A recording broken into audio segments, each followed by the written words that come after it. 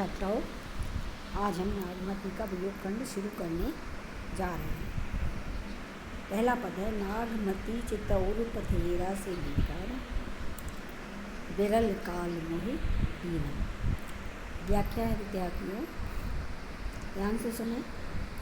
नागमती चित्तौड़ में पति रत्नसेन के आने का रास्ता देख रही थी। वो सोचती थी कब आएंगे।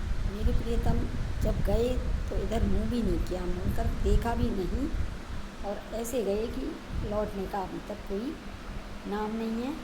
कहीं वो किसी शहरी स्त्री के वश में तो नहीं पड़ गए, क्योंकि मेरे पति बहुत चतुर नायक हैं। किसी स्त्री के वश में पड़ना और उसी नारी ने यदि मेरा पति मुझसे छीन लिया है तो फिर वो कहती हैं कि हीरामन आया था। हीरामन तोता काल बनकर अर्थात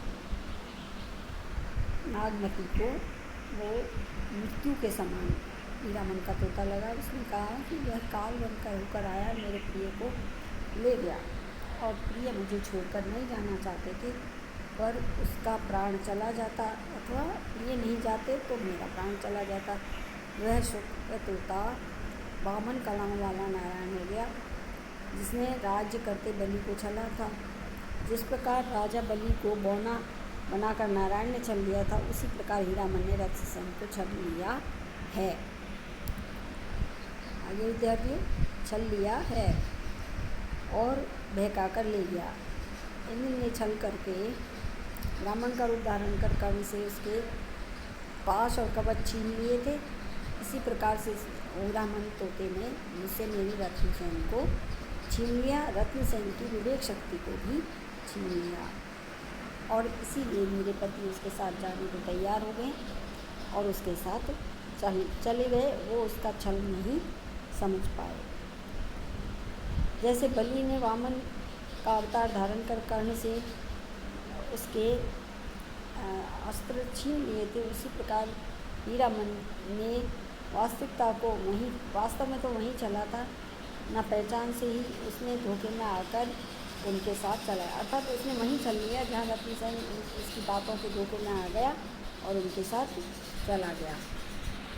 राज्य करते सुख भोगते राजा गोपीचंद रत्नसेन को मानो योगी जलंधर हीरामन तोता लेकर चला गया। मानो गरुड़ हीरामन सुख हीरामन कृष्ण राजा रत्नसेन को गायब करके ले गया, उसी प्रकार गरुड़ विष्णु का वाहन और कृष्ण विष्णु के अवतार संभव थे। इसी विचार